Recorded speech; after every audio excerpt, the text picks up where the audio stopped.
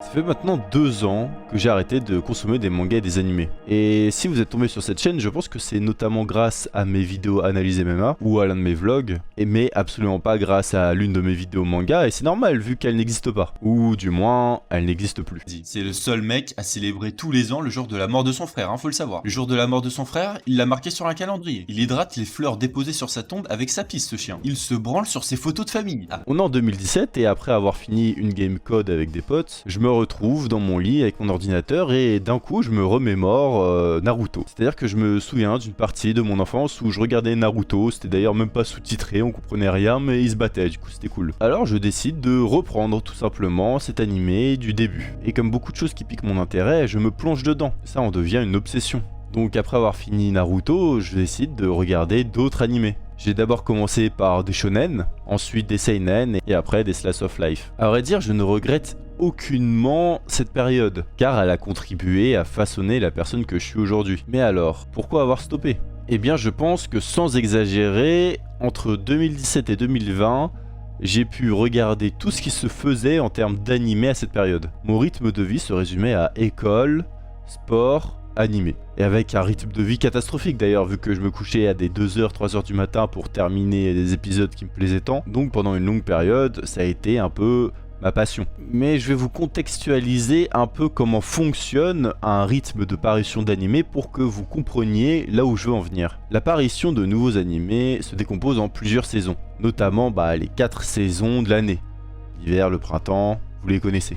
Donc, à chaque début de saison, on a de nouveaux animés qui viennent avec un épisode par semaine de 24 minutes. En général, une saison est composée de 12 épisodes. Et chaque nouvelle saison détient donc des shonen, qui correspondent un peu à des animés bagarre, amitié, dépassement de soi. Des seinen, donc ça c'est un peu contenu adulte entre guillemets. Et des shoujo, slice of life, plus tranche de vie, lycéen, ça raconte notre quotidien, ça peut même parfois être centré sur l'humour. Donc voilà, brièvement, ça ressemble un peu à ça, des nouvelles saisons d'animés. Et au début, je kiffais. Attendre le mercredi soir pour voir le nouvel épisode de mon animé que j'aimais bien. Sauf que année après année, de visionnage en visionnage, j'ai remarqué que c'était une sorte de boucle sans fin le contenu. J'avais l'impression de voir et revoir les mêmes scénarios en boucle. Alors oui, la musique, les personnages, l'histoire change, mais le message reste le même. En plus de ça, un facteur qui joue énormément, c'est la cible. À l'époque, j'étais au lycée et la plupart des œuvres qui sortaient, c'était des lycéens, donc j'arrivais très facilement à m'identifier. Mais ce n'est pas la raison principale qui m'a fait arrêter les animés.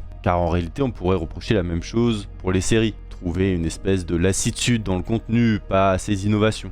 Mais ce n'est pas parce que je trouvais ça cyclique que j'ai arrêté de regarder des animés. Car oui, ça reste un média hors du commun. Franchement, ça laisse une telle liberté artistique. Quand c'est bien réalisé, ça te transporte comme pourrait te transporter un film. Les émotions sont les mêmes, haine, vengeance, apprentissage. Comment ne pas être pris par ce genre de scène, bordel? Mais les moments que j'appréciais le plus, c'était les moments où on voyait les personnages s'entraîner. Par exemple, dans Dragon Ball Z, quand on voit Goku sortir de la salle du temps. C'est même pas les combats en soi qui m'intéressaient. Dans Hunter x Hunter, ce qui me plaisait le plus, c'était voir Gon et Killua apprendre de nouvelles techniques. Cela donnait pour progresser. Ça m'a d'ailleurs énormément inspiré dans mes propres entraînements. Avoir Gon et Killua s'entraîner pour devenir Hunter.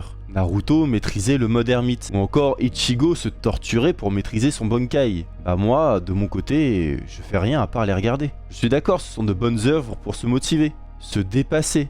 Mais de mon point de vue, elles sont aussi là pour nous motiver à agir. Et donc je m'y suis mis, j'ai repris l'entraînement et voilà, ça dure depuis un moment maintenant, mais aujourd'hui ça ne m'inspire plus. J'ai envie de devenir le propre héros de mon histoire. À l'image de toutes ces figures emblématiques, j'ai envie à mon niveau d'avoir eu l'impact qu'a eu les mangas, mais sur d'autres personnes.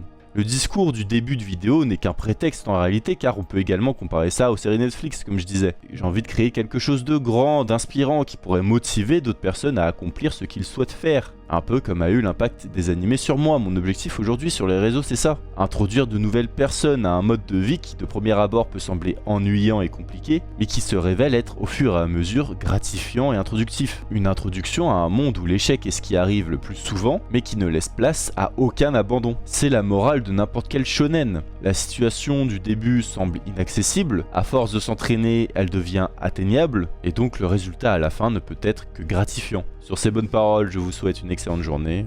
Salut.